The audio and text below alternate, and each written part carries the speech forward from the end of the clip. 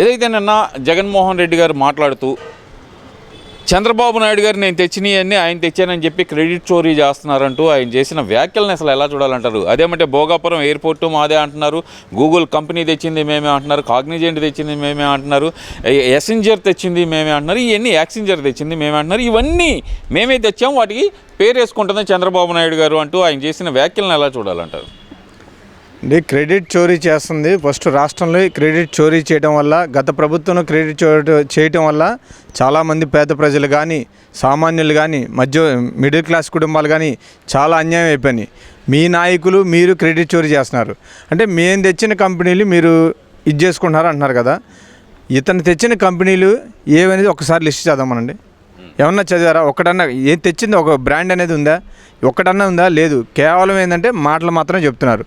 Bhogapuram airport మేము తెచ్చామన్నారు. Bhogapuram airport గత తెలుగుదేశం ప్రభుత్వంలో ఉన్నప్పుడు దానికి అనుమతులు వచ్చి పనులు స్టార్ట్ చేశారు. తర్వాత ప్రభుత్వం మారింది. ఆ అనుమతులు వచ్చి చేసేలోపు ప్రతిపక్షంలో ఉన్నటువంటి జగన్మోహన్ రెడ్డి దాని మీద కేసులు వేసి అది నడవకుండా చేయాలని చెప్పేసి దాదాపు 1.5-2 సంవత్సరాలు గడిపే టైం. తర్వాత ప్రభుత్వం మారింది. తర్వాత వాళ్ళు పనులు నత్తనడకని చెప్పారు. మన ప్రభుత్వ రంగాలు ఇమీడియట్లీ పనులు స్టార్ట్ చేశారు, కంప్లీట్ చేశారు. ఇవాళ ఆల్రెడీ రన్నింగ్ కూడా స్టార్ట్ అయింది. కాబట్టి వాళ్ళు కంపెనీలు తెచ్చామంటానికి చెప్పుకోవడానికి ఒకటి చెప్పిన భోగాపురం ఎయిర్పోర్ట్ ఏంటంటే దానికి మొదట విత్తనం వేసింది చంద్రబాబు నాయుడు, పూర్తి చేసింది చంద్రబాబు నాయుడే. ఎందుకని జగన్మోహన్ రెడ్డి గారు క్రెడిట్ చోరీ అంటూ ఆయన ఎందుకని మాట్లాడుతున్నారు అనుకోవచ్చు అంటారు? అంటే దేంటో అండి క్రెడిట్ చోరీ అంటే ఏంటి? దొంగతనం చేయడం. ఏం చేశారు? రాష్ట్రంలో ఉన్నటువంటి భూములు మొత్తం గత ప్రభుత్వంలో వైసీపీ నాయకులు పేర్లు జనాలు అన్నీ వాళ్ళ పాస్బుక్లు వాళ్ళు అన్నీ క్రియేట్ చేసేసి వాళ్ళు చోరీ చేశారు. అదేవిధంగా మా లిక్కర్ తీసుకొచ్చి మద్యం పాలసీ వాళ్ళు తీసుకొచ్చేసి వాళ్ళు ప్రజలు ప్రాణాలు బలిగొన్నారు. రాష్ట్ర ప్రభుత్వ ఆదాయం కూడా చోరీ చేసింది వాళ్ళు. కాబట్టి చోరీ అనడానికి అర్హత లేదు. చోరీకి అసలు ముఖ్యమైన దాని పేటెంట్ ఎవరున్నారంటే జగన్మోహన్ రెడ్డికి చోరీ వ్యక్తి. ఆల్రెడీ 420 అతని మీద ఉంది. గూగుల్లో మీరు కొట్టుకున్నా కానీ 420 వచ్చింది. అతనికంటే చోరీదారుడు ఎవరున్నారు దేశంలో? ఈ రాష్ట్రంలో కానీ ఎక్కడా లేరు కదా. కాబట్టి చోరీ అనే విధానానికి పేటెంట్ ఏదైనా ఉంటే అది జగన్మోహన్ రెడ్డికే దక్కిద్ది. ఇక్కడ మరి ఏదైతే కనుక ఇప్పుడు జగన్మోహన్ రెడ్డి గారు చెప్తున్న రకంగానే చూస్తే కనుక చంద్రబాబు నాయుడు గారు రాష్ట్రానికి చేసింది ఏమీ లేదు, మొత్తం నేనే చేశాను అంటున్నాడు కదా. మరి దానికి ఏం చెప్తారు? అదే నేను ఇందాక కూడా చెప్పాను, మీ చేసినవి ఏమున్నాయి? ఇప్పుడు అమరావతి రాజధాని తీసుకొచ్చారు, దాన్ని పూర్తి చేయాలని ఈలోపు ఏదైనా ఇబ్బంది పడతాం ఆర్థికంగా అని చెప్పి తాత్కాలిక రాజధాని అని చెప్పేసి నారా చంద్రబాబు నాయుడు గారు పూర్తి చేశారు. దాని తర్వాత నువ్వేం చేసావు? రాజధాని 5 ఏళ్ళు నిర్దాక్షిణ్యంగా 3 రాజధానులు అని చెప్పేసి 5 ఏళ్ళు నిర్దాక్షిణ్యంగా పనులు ఆపేశావు. దానివల్ల ఒక్క తట్టం మట్టి అన్న వేసావా? ఒక ఇటుకరా వేసావు? ఏం చేసావు? ఏం చేయాలా? అదేమంటే ఉన్నంతకాలం 3 రాజధానులు అన్నావు. ప్రజలు ఇవన్నీ గమనించారు. ఈ 3 రాజధానులను వ్యతిరేకించారు కాబట్టి నేను పూర్తిగా 11 సీట్లకు పరిమితం చేశారు. నువ్వు చేయడానికి ఏముంది? ఒక పని చేశాను నేను పలాంది పూర్తి చేశాను లేదు. ఆఖరికి చంద్రబాబు నాయుడు ఏం చేయలేదన్నాడు. నిన్నటిదాకా నువ్వు ముఖ్యమంత్రిగా కూర్చున్న సచివాలయం చంద్రబాబు నాయుడు కట్టిందేగా, దాంట్లోనేగా నువ్వు కూర్చుని.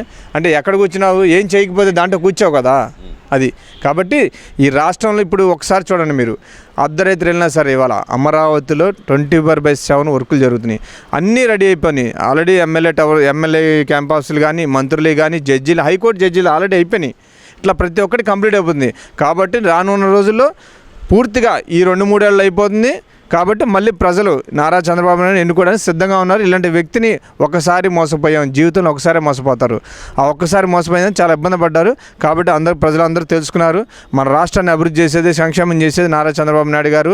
కూటమి ప్రభుత్వాన్ని నమ్మి కూటమి ప్రభుత్వాన్ని అత్యధిక మెజార్టీతో గెలిపించారు. ఇప్పుడు చంద్రబాబును నమ్మటానికి అవకాశం ఎక్కడుంది? ఆయన ఇచ్చిన హామీలు ఏమీ నెరవేర్చకుండానే ఇప్పుడు అధికారంలోకి వచ్చి ఇవన్నీ మాట్లాడుతున్నాడు కదా. ఇచ్చిన హామీలు ఏవి నెరవేర్చట్లేదనే మాట అయితే చెప్తున్నారు కదా మరి జగన్మోహన్ రెడ్డి. మరి దానికి ఏం చెబుతారు? అంటే సూపర్ 6 తీసుకొచ్చాము, ఆల్మోస్ట్ అన్నీ అయిపోయినాయి. మీకు తెలుసా తల్లికి వందనం జగన్మోహన్ రెడ్డి ఉన్నప్పుడు అమ్మఒడి అని చెప్పేసి ఒకళ్ళకి ఇచ్చారు. కానీ ఈ కూటమి ప్రభుత్వం వచ్చిన తర్వాత ఒక ఇంట్లో మీరు మొన్నసారి చూశాను, ఒక ఇంట్లో 6 పిల్లలు ఉన్నారు, 6 కూడా ఇచ్చారు. అదే అయిపోయింది. 3 సిలిండర్లు అన్నారు, 3 సిలిండర్లు కూడా ఇచ్చారు. ఇప్పుడు నాకే ఉంది, నా కుటుంబానికి 3 సిలిండర్లు వచ్చినాయి. నాకు 3 సిలిండర్ సంబంధించిన సబ్సిడీ అమౌంట్ పడ్డాయి. 3 సిలిండర్లు ఉచితంగా వచ్చినాయి. తర్వాత యువతకి ఉద్యోగాలు అన్నాం. దాదాపు 20 లక్షల ఉద్యోగాలతో మా నాయకుడు నారా లోకేష్ గారు ఇవాళ ఆయన బర్త్డే సందర్భంగా కూడా ఇవాళ మేము ఘనంగా కార్యక్రమాలు చేసాం. యువతే స్ఫూర్తిగా 20 లక్షల ఉద్యోగాలు అన్నారు. ఆల్రెడీ ఉద్యోగాలు చాలా వరకు తీసుకొస్తున్నారు. ఇవాళ దావోస్లో ఆయన బర్త్డే అయినా కానీ దావోస్ వెళ్ళారు. తండ్రితో పాటు ముఖ్యమంత్రి గారు వెళ్ళినా కానీ కాదు నేను కూడా వెళ్ళాలి అక్కడికి వెళ్ళి ఒకళ్ళ డప్పులు ఒకళ్ళు కొట్టుకోవడం తప్పితే అక్కడ నుంచి తెచ్చింది ఏమీ లేదని చెప్పి మరి గుడివాడ అమర్నాథ్ చెప్తున్నారు కదండి. ఏమండి ఆయన గుడ్డు మంత్రి, ఆయన ఏంది, ఆయనకి గుడ్డు కంపెనీలు, చిక్కీలు అవి ఆయన తెచ్చిన కంపెనీలు. అదేమంటే ఏమంటాడంటే అక్కడ చలి విపరీతంగా ఉంది, -డిగ్రీలో ఉంది, నేను స్నానం కూడా చేయలేదు అంటాడు. నేను నిన్న ప్రెస్ మీట్లో చూశాను, నేను అసలు అనలేదు అన్నాడు. సోషల్ మీడియా అండి, ఇవాళ మీడియాలో ఉన్నది ప్రతిదీ ఎవరు దాచలేరు. గూగుల్లో కొడితే ఇట్లాంటివన్నీ వస్తాయి. వాళ్ళు చలి అని చెప్పేసి వెళ్ళలేదు. కానీ ఇవాళ ముఖ్యమంత్రి గారితో పాటు ఐటీ మినిస్టర్ గారు అయినటువంటి నారా లోకేష్ గారు మంత్రి సహచార వర్గంతో వెళ్ళి ప్రతి కంపెనీలు తీసుకొస్తున్నారు. ఇవాళ వాస్తవంగా అయితే బర్త్డే అయితే ఆయన సెలబ్రేషన్ చేసుకోవాలి. కానీ నా బర్త్డే కంటే నా రాష్ట్ర ప్రజలే ఇంపార్టెంట్, యువతే ఇంపార్టెంట్ అని చెప్పేసి ఇవాళ దావోస్లో ఉన్నారు. అదేవిధంగా నిన్న ఒక సందేశం ఇచ్చారండి, ముఖ్యంగా ఇది ప్రజలు తెలుసుకోవాలి. ఆయన బర్త్డే సందర్భంగా చాలా స్కూల్స్లో మేము కార్యక్రమాలు చేయడానికి సిద్ధపడ్డాం. కానీ పైనుంచి ఇన్స్ట్రక్షన్స్ ఇచ్చారు, నా బర్త్డే సెలబ్రేషన్ సందర్భంగా విద్యార్థులకి రాజకీయాలకి సంబంధం ఉండకూడదు. ఏమంటే లాస్ట్ గవర్నమెంట్ చూసారా, జగన్మోహన్ రెడ్డి ఇచ్చినటువంటి ప్రతి దాని మీద, ఆఖరి బెల్ట్ మీద, షూస్ మీద, అన్నిటి మీద, షర్ట్ల మీద, అన్నిటి మీద జగనన్న విద్యా కానుక అని చెప్పేసి ఉంది. కానీ ఈ ప్రభుత్వంలో అసలు ఎటువంటి రాజకీయాలు ఉండకూడదని చెప్పేసి సర్వేపల్లి రాధామిషన్ అని పెట్టారు. అట్లా ప్రతిదీ ఏంటంటే దేశ నాయకులకు సంబంధించి అలాంటివి పెట్టారు. కానీ ఎక్కడా రాజకీయాలకు సంబంధం లేదు. కాబట్టి ప్రైవేట్గా చేసుకోమన్నారు కాబట్టి మేము ప్రైవేట్ చేసాం. లేకపోతే చాలా స్కూల్స్లో చేద్దాం అనుకున్నాం. వద్దు, విద్యార్థుల్ని ఇబ్బంది పెట్టద్దు రాజకీయాలని చెప్పిన మహానాయకుడు మా లోకేష్ గారు. మీరేమో ఆ మాట చెబుతున్నారు, అక్కడికి వెళ్ళి వీళ్ళందరూ ఏం లేదు దోచుకున్నది దాచుకోవడానికే వెళ్తున్నారు అనేది. అసలు కూటమి ప్రభుత్వం వచ్చిన తర్వాతే దోపిడీ పెరిగిపోయింది అనేది జగన్మోహన్ రెడ్డి వాదన, వైసీపీ వర్గాల వాదన. మరి దానికి ఏం చెబుతారు? అంటే కూటమి ప్రభుత్వం వచ్చిన తర్వాత దోపిడీ అంటున్నారు. ఎక్కడ ట్రాన్స్పరెన్సీగా జరుగుతుంది ప్రభుత్వ పాలన. ఒక్కసారి మీరు చూడండి, గత ప్రభుత్వంలో వాళ్ళు వాలంటరీ విధానం తీసుకొచ్చారు. వాలంటరీ వ్యవస్థను తీసుకొచ్చేసి ఈ సర్టిఫికేట్ కావాలంటే డబ్బులు ఇవ్వాలి, లేదనుకుంటే కొన్ని చోట్ల మేము కొన్ని చెప్పకూడదని మీడియా పరంగా కూడా ఈ వాలంటీర్ కొన్ని కుటుంబాలను కూడా చిన్నాభిన్నం చేశారు. హ్యూమనైజ్ చేసేసి కొన్ని కుటుంబాలను కానీ చాలా ఇబ్బందులు చేశారు.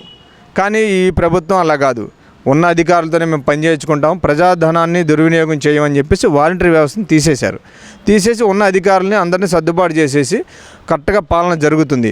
ఏమంటే అదివరకు ఒక ఊరికి వచ్చేసరికి 40-50 మంది వాలంటీర్లు ఉండేవాళ్ళు, పెన్షన్లు పంచేవాళ్ళు, అది ఒక్కడే కనబడేది. కానీ ఈ అధికారులు ఇప్పుడు ఇవాళ మీరు ఒకసారి చూడండి, పెన్షన్లు 1వ తారీఖు ఒకవేళ సెలవు కానీ పండుగ రోజులు వస్తే ఒకరోజు ముందే వేస్తున్నారు పెన్షను.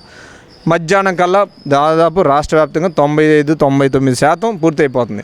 ఇదే అధికారులు కదా. మరి ఆ రోజున అంతమందిని పెట్టినా కానీ పని కాలేదు, ఎంతో టైం పట్టింది. 1 రోజు 2 రోజులు 3 రోజులు ఇచ్చేవాళ్ళు. ఇంకోటి కూడా ఉందండి, ఈ పెన్షన్ల విధానం ఏంటంటే గత ప్రభుత్వంలో ఈ నెల మిస్ చేస్తే వచ్చే నెల నుంచి పెన్షన్ ఉండేది కాదు. ఏదన్నా వాడికి ఇబ్బంది అయ్యి హాస్పిటల్లో ఉంటే లేదా ఏదైనా వేరే ఊరు వెళ్తే ఏదైనా జరిగితే పెన్షన్ తీసుకునేవాళ్ళు కాదు, పోయేది పెన్షన్. కానీ అలా కాదు, నారా చంద్రబాబు నాయుడు కూటమి ప్రభుత్వం వచ్చిన తర్వాత 1 నెల కాదు, 2 నెలలు కాదు, 3 నెలల పాటు అందుబాటులో లేకపోయినా వాళ్ళ పెన్షన్ నిక్కచ్చిగా ఎంతైతే రావాలో 4,000కి పెంచారండి. ఆ 4,000 నిక్కచ్చిగా ఎలా అందాలో వాళ్ళకి ఆ 3వ నెల తర్వాత 4వ నెల తర్వాత ఉంటుంది. పెన్షన్ మాత్రం ఎటువంటి ప్రాబ్లం అయితే తొలగించట్లేదు. అది సరే, ఇదంతా ఒక ఎత్తు అయితే కనుక 2027 మధ్య నుంచి లేదంటే 2027 చివరిలోనే నేను పాదయాత్ర మొదలు పెడతాను, ప్రజల్లోనే మమేకం అవుతాను, ప్రజలతో ఉంటాను, వాళ్ళ సమస్యలు తెలుసుకుంటాను, నేను మళ్ళీ అధికారంలోకి రాగానే వాళ్ళ సమస్యలని తీరుస్తాను అని చెప్పి మరి జగన్మోహన్ రెడ్డి గారు ఒక స్టేట్మెంట్ ఇచ్చారు కదా. అంటే గతంలో పాదయాత్ర చేశారు. అది పాదయాత్ర ముద్దుల యాత్ర అందరికీ తెలుసు. పాదయాత్ర చేసేసి ప్రభుత్వం మీద బురద జల్లాడు. సరే, ప్రజలు కూడా ఏం ఆలోచించారంటే ఒకసారి చూద్దాం, రాజశేఖర రెడ్డి కొడుకు కదా, రాజశేఖర రెడ్డి లాగే కొంచెం అన్న పాలన చేస్తాడేమో అని చెప్పేసి అతన్ని నమ్మి ఓట్లేశారు. తర్వాత అతను 5 ఏళ్ళు అతను చేసినటువంటి ఆకృత్యాలు, అరాచకాలు, గ్రామాల్లో గొడవలు, దాడులు అన్నీ జరిగినాయి. భూ కబ్జాలు, ల్యాండ్ కబ్జాలు అన్నీ, ఇట్లా ఇసుక అన్నీ మాఫియా, మట్టి అన్నీ మాఫియా. ఇవన్నీ చూసి ప్రజలకు విసేతి అధిక రేట్లు, తర్వాత అన్ని ఛార్జీలు పెంచేశారు. తర్వాత అక్రమ మద్యం, ఇలాంటి చాలా పాలసీలు తీసుకొచ్చేసి ప్రజలను నానా ఇబ్బందులు పెట్టి ఒక బాధారు జనాల్ని. అది తట్టుకోలేక ప్రజలు ఎప్పుడు విముక్తి పొందుతామా అని చెప్పేసి మీరు అన్నారు. 3 ఏళ్ల తర్వాత నేను పాదయాత్ర స్టార్ట్ చేస్తాను ఇంకో సంవత్సరంలో అన్నాడు. ఆయన 3 ఏళ్ల క్రితం నుంచి ఆయన ప్రభుత్వం ఉన్నప్పుడు 3 ఏళ్ల క్రితం నుంచి ఎప్పుడు పోతాడు బాబు ఏనా అని చెప్పేసి ప్రతి ఒక్క ప్రజలు కోరుకున్నారు. ఆ సమయం ప్రజలందరూ ప్రతి ఇంట్లో చర్చ జరుగుతుందంటగా, జగన్మోహన్ రెడ్డిని ఓడించి తప్పు చేసాం, లేదంటే నెల నెల మనకి జగనన్న బటన్లోకి డబ్బులు వేసేవాడు ప్రశాంతంగా బతికేవాళ్ళం అని చర్చ నడుతుందంట కదండి. అండ్ ఒక్కసారి మీరు గ్రామాల్లోకి ఇక్కడే కాదు అన్ని చోట్ల చూసుకోండి, ఎక్కడైనా ప్రజలు ప్రశాంతంగా ఉన్నాడు. జగన్ ఏమిటి పోయాడని చెప్పేసి దండం పెట్టుకొని అమ్మ రాష్ట్రం బాగుపడుతుంది ఇప్పుడని చెప్పి సంతోషంగా ఉన్నారు. కాబట్టి ఏంటంటే అతను ఇంకొక భ్రమలో ఉన్నాడు. దాదాపు 11 సీట్లు పరిమితమయ్యాడు. సరే 11 సీట్లు ఇచ్చారు, 11 సీట్లు ఇచ్చినా కనీసం గెలిచిన 11 ఎమ్మెల్యేలు ముఖ్యం, ఆయనతో సహా పులివెందల ఎమ్మెల్యే అయినటువంటి జగన్మోహన్తో సహా 11 మంది అసెంబ్లీకి వచ్చి ప్రజల పక్షాన ఏమన్నా తప్పులుంటే పోరాడాలి. మరి నువ్వు చెబుతున్నావు, మీడియాల ముందు చెబుతున్నావు, కానీ అదేదో అసెంబ్లీకి వచ్చి చెప్పు నిజంగానే పాలన బాగాలేదు అంటున్నాడు. ఎందుకు ఎవరు ఇస్తామని వాళ్ళు చెబుతున్నారు కదా, స్పీకర్ గారు చెబుతున్నారు, ముఖ్యమంత్రి గారు చెబుతున్నారు, కమిటీ అంతా చెప్తుంది. మేము అసలు వస్తేనే కదా, ఒకసారి వచ్చి ఇచ్చారో లేదు ఒక రోజైనా ఉండమండి, ఒక పూట అనండి. ఏదో దొంగచాటుగా వచ్చేసి జీతం తీసుకోవాలి కాబట్టి మొన్న ఒకసారి వచ్చేసి ఇంకా సస్పెండ్ చేస్తారు, జీతం ఇవ్వరని చెప్పి 6 నెలలు దాటితే అని చెప్పి సైలెంట్గా సంతకం పెట్టి వెళ్ళిపోయిన వ్యక్తి అతను. అలాంటి వ్యక్తి ఈ ప్రభుత్వం బాగాలేదని ప్రజల చేత ఎన్నుకున్నటువంటి వ్యక్తి, ప్రజల కోసం పోరాడిన వ్యక్తి, ప్రజల కోసం వేదిక ఏంటి అసెంబ్లీ. అలాంటి అసెంబ్లీలో నువ్వు ప్రజల పక్షాన పోరాడాలి. అక్కడే పోరాడలేనప్పుడు టీవీల ముందు మైకుల ముందు పోరాడే ఉపయోగం ఉంది?